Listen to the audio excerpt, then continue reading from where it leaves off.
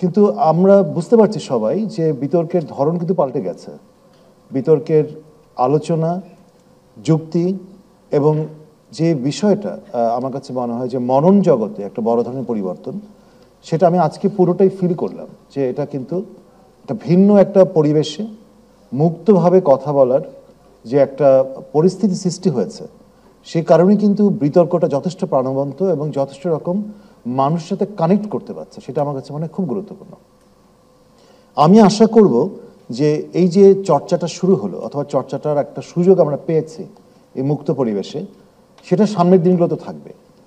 এবং এটা খুবই গুরুত্বপূর্ণ এই কারণে যে আমরা আজকে দেখলাম দুই পক্ষই তারা নানাভাবে অনেকের নাম উল্লেখ করে তাদের বিষয়গুলো, তারা কি ধরনের দুর্নীতি করেছে সেগুলোকে উল্লেখ করে তারা কিন্তু তাদের যুক্তি তর্কগুলো সাজিয়েছেন। আমরা অতীতের সময় দেখা গেছে যে আমরা যখন কথা বলতাম অনেক সময় ঘুরিয়ে পেঁচিয়ে কথা বলতে হতো, কারণ সরাসরি কথা বললে তার একটা ইমপ্লিকেশন ছিল। সেখানে হয়তো অনেকেই বিভিন্ন স্ট্র্যাটেজি নিয়েছে, একাডেমিকভাবে একাডেমিক ল্যাঙ্গুয়েজে কথা বলেছে, অথবা যারা সরাসরি কথা বলেছে তারা কোনো না কোনোভাবে নিগৃহীত হয়েছে। কিন্তু আমি পুরোপুরি একমত জনাব হাসান আহমেদ চৌধুরী কিরণ ওনার সাথে, যে সামনের দিনে যে সরকার যারা আসবেন তারা যদি এই মুক্ত পরিবেশের যে একটা সৃষ্টি হয়েছে, যে পরিবেশে যেটা সৃষ্টি হয়েছে, সেটা যদি ধারাবাহিকভাবে তারা সংরক্ষণ না করেন এবং তার উপর যদি তারা অতীতের মতোই তারা যদি নানা ধরনের নিপীড়নমূলক অথবা এমন কিছু ব্যবস্থা আনেন যাতে আমরা মুক্তভাবে কথা বলতে না পারি, তাহলে কিন্তু আমরা আবার সেই সমস্যার মধ্যে পড়ব। যে বাংলাদেশ গত 5 দশকে তার উন্নয়নের যাত্রায় গত 1.5 দশকে বিভিন্ন উন্নয়ন পরিকল্পনা অথবা উন্নয়ন কর্মকাণ্ডের প্রচেষ্টা নেওয়া হয়েছিল, যেগুলোকে কেন্দ্র করে কিন্তু দুর্নীতিগুলো হয়েছে। এবং সুতরাং আমাদের ওই পার্সপেক্টিভটা যদি আমরা হারিয়ে ফেলি, তাহলে কিন্তু হঠাৎ করে মনে হতে পারে যে এটা গতকালের ঘটনা। এটা কিন্তু গতকালের ঘটনা নয়, এটা একটা কন্টিনিউশন। এবং আপনাদেরকে এটা বলতে পারি যে এখানে এতই দক্ষ খেলোয়াড় ছিল এই আর্থিক খাতে বিশৃঙ্খলা অথবা ঋণ খেলাপির মধ্যে, যারা সরকার পরিবর্তনের মধ্য দিয়েও তাদের কোনো সমস্যা হয়নি। এবং একজনের নাম আপনারা বলেছেন, সালমান এফ রহমান। তিনি কিন্তু 80 দশক বলুন, 90 দশক বলুন, এই গত যে কোনো সরকারের সময় তার খুব বেশি সমস্যা হয়নি। এবং বরং যত দিন গেছে উনি তার দুর্নীতি, তার প্রভাব ফুলে ফেঁপে বেড়েছে। এরকম যে কথাটা আমি বলতে চাচ্ছি সেটা হচ্ছে যে অনেক পুরনো খেলোয়াড় তারা যেমন খেলেছে, নতুন খেলোয়াড়েরও আবির্ভূত হয়েছে গত 1-1.5 দশকে, এবং যারা নতুন নতুন সংকট সৃষ্টি করেছেন এই আর্থিক খাতে। তাহলে আমরা কাদেরকে দায়ী করব? যেটা আজকে আলোচনার একটা খুব উপজীব্য ছিল। ব্যবসায়ীরা কি একমাত্র দায়ী, তাদের রাজনৈতিক সম্পৃক্ততা, নাকি রাজনীতিবিদরা ব্যবসায়ী হয়ে গেছেন? এখানে আমলাদের ভূমিকা কি? তো আমরা গবেষণায় দেখেছি যে আসলে এখানে কিন্তু এরা সবাই নানাভাবে তাদের ভূমিকা পালন করেছেন। তারা হয়তো তাদের নিজেদের ভিতরে বিতর্ক করতে পারেন যে এর মধ্যে কার ভূমিকা বেশি ছিল, কার ক্রেডিট বেশি, কিন্তু বেসিক্যালি এদের একটা অ্যালায়েন্স ছিল, যেটাকে বলা যায় যে একটা জোটবদ্ধভাবে তারা এই ধরনের দুর্নীতিগুলো করেছেন। ব্যবসায়ীদের কথা যদি বলি, ব্যবসায়ীরা কি সবাই এই দুর্নীতি করেছেন? তারা কি সবাই ঋণ খেলাপি? তা কিন্তু নয়। ব্যবসায়ীদের একটা ক্ষুদ্র অংশ যারা দেখা গেছে যে নানাভাবে রাজনীতিবিদ এবং আমলাদের সাথে, এবং আমলাদের একটা অংশ তারা একটা জোটবদ্ধভাবে তারা নানা রকমভাবে এই দুর্নীতি এবং আর্থিক খাতের থেকে দুর্নীতির মাধ্যমে টাকা অথবা সম্পদ সৃষ্টি করে তারা সেগুলো দেখা গেছে হয় কিছুটা নিজের দেশে বিনিয়োগ করেছেন, বেশিরভাগ অংশটি তারা বিদেশে পাচার করেছেন। আমরা যখন দায়ী কারা, কে কতটুকু মাত্রা, কার দায়ের মাত্রা কতটুকু, সেটা হয়তো আমার কাছে মনে হয় একটা যথাযোগ্য বিচার প্রক্রিয়ার মাধ্যমে আসা উচিত। যে নামগুলো এসেছে, যে প্রতিষ্ঠানগুলো দায়ী হিসেবে নামগুলো এসেছে বিভিন্ন অভিযোগের মাধ্যমে, তাদেরকে একটা পরিপূর্ণ বিচার প্রক্রিয়ার মাধ্যমে আসতে হবে। এই ক্ষেত্রে আমার কাছে যেটা মনে হয় খুব গুরুত্বপূর্ণ, সেটা হচ্ছে যে ইন্ডিভিজুয়াল কাউকে বিচার করার চেয়ে পুরো প্রক্রিয়াটা কিন্তু আমাদের বুঝতে হবে যে কোন প্রক্রিয়ার মাধ্যমে এই ঘটনাটা ঘটেছে। আপনারা হয়তো অনেকেই জানেন যে আমি এই শ্বেতপত্র কমিটির একজন সদস্য। আমরা কিন্তু এই জিনিসটাই দেখতে চাচ্ছি যে কোনো একটা বিশেষ কারো বিরুদ্ধে হয়তো সেরকম ইনভেস্টিগেট করার জন্য যে যথেষ্ট সময় দরকার, শ্বেতপত্র কমিটির আনফর্চুনেটলি সেই সময় আমরা পাইনি। 3 মাসের মধ্যে আমরা রিপোর্টটা দিচ্ছি এবং আপনাদেরকে বলতে পারি যে এ মাসের শেষের মধ্যে আমরা রিপোর্টটা শেষ করব। সেখানে কিন্তু আমরা যেটা বোঝার চেষ্টা করেছি যে আসলে এই দুর্নীতি বিভিন্ন খাতে এবং সুনির্দিষ্টভাবে যদি আমরা আর্থিক খাতে কথা বলি তাহলে প্রক্রিয়াটা কিভাবে হয়েছে। সেক্ষেত্রে কিন্তু দেখা গেছে যে অনেকেই, আমরা বলি, ব্যবসায়ীরা বলি, রাজনীতিবিদরা বলি, তারা নানা রকমভাবে ইনোভেটিভ অ্যাপ্রোচ নিয়েছে। কেউ উদ্যোগী হয়েছে বেশি আরেকজনের চেয়ে।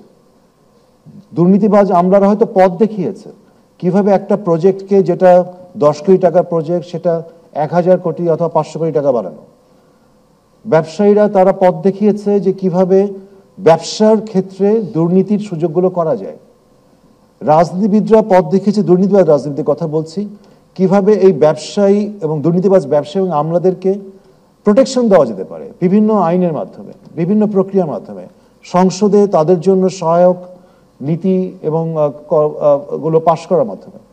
এবং যেগুলো আমরা দেখছি যে ব্যাংক কোম্পানি আইনের কথা আপনারা কেউ বলেছেন, এবং সেখানে কিভাবে টুইস্ট করা হয়েছে নানাভাবে, এমনকি বিচার ব্যবস্থাকে কিভাবে ব্যবহার করা হয়েছে এই দুর্নীতিগুলোকে প্রশ্রয় দেওয়া এবং তাদেরকে ফুলে ফেপে তারা সম্পদগুলো যেভাবে অন্যায়ভাবে সৃষ্টি করেছেন সেগুলোকে প্রোটেকশন দেওয়ার ক্ষেত্রে। এখন আমরা যদি আরো একটু গভীরে যাই, দেখব যে আর্থিক খাতের সমস্যা শুধুমাত্র কিন্তু খেলাপি ঋণ নয়।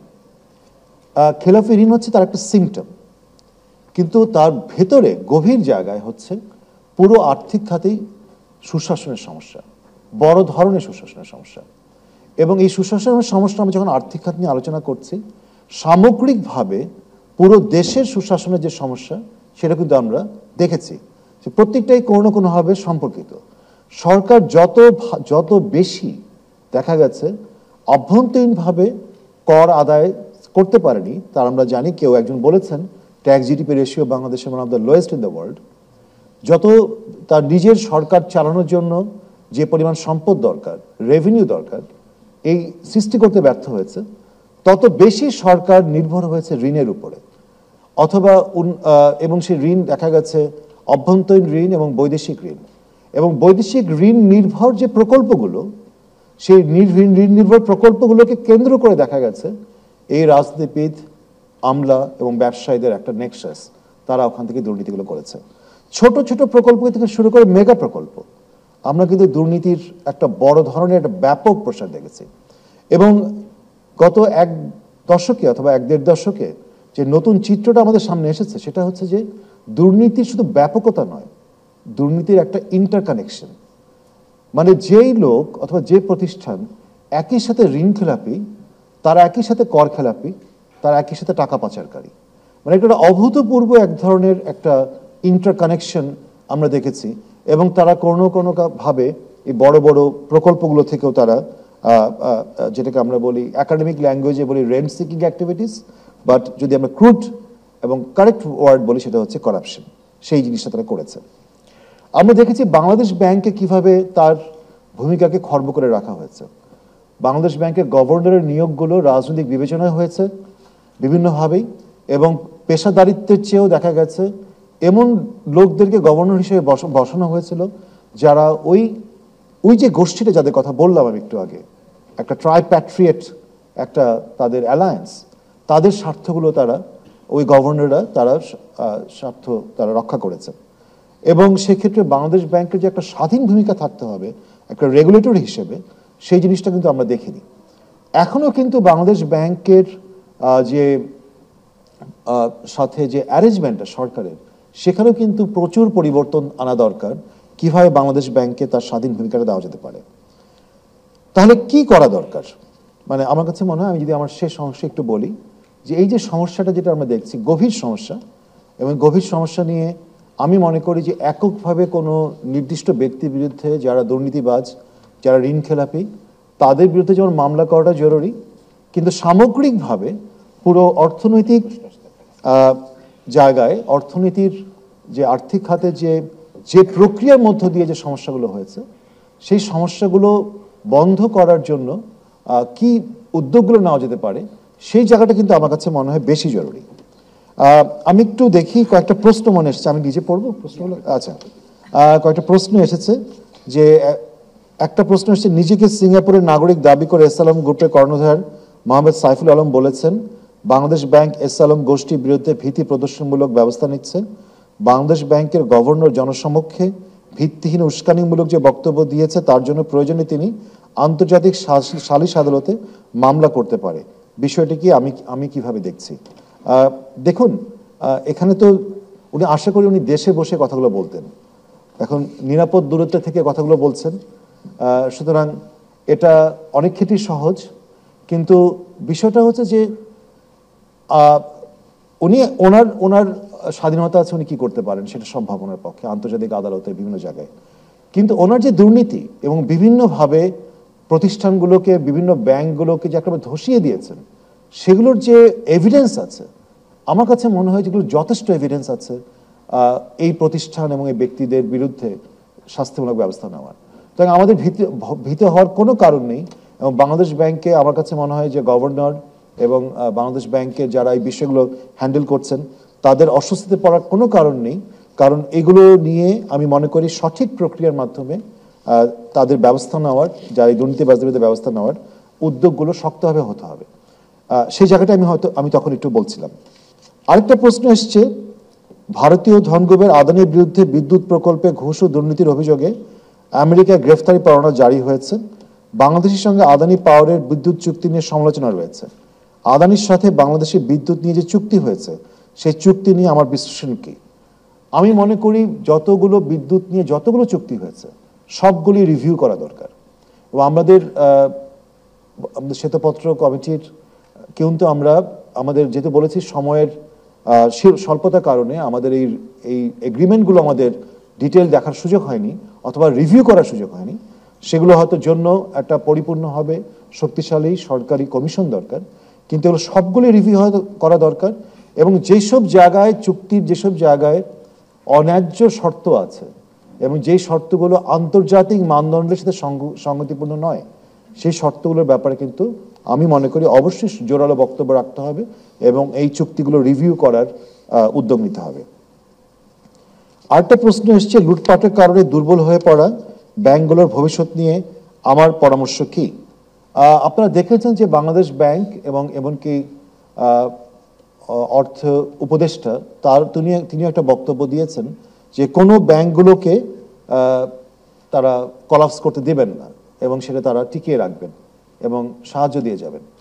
কিন্তু এটার একটা সুনির্দিষ্ট পথরেখা দরকার, রোডম্যাপ দরকার, যে কিভাবে এই ব্যাংকগুলো তারা এই সময়ের ক্রাইসিস যে অবস্থাটার মধ্যে আছে, যেটা কিরণ সাহেব একটু আগে বলছিলেন যে অনেক জায়গায় লম্বা লাইন দিয়ে দেখা যায় টাকা পাচ্ছেন না গ্রাহকরা, সেটা কিন্তু এই পরিস্থিতির উন্নতিটা কিভাবে হতে পারে সেটা রোডম্যাপ কিন্তু ক্রিয়েট করা দরকার।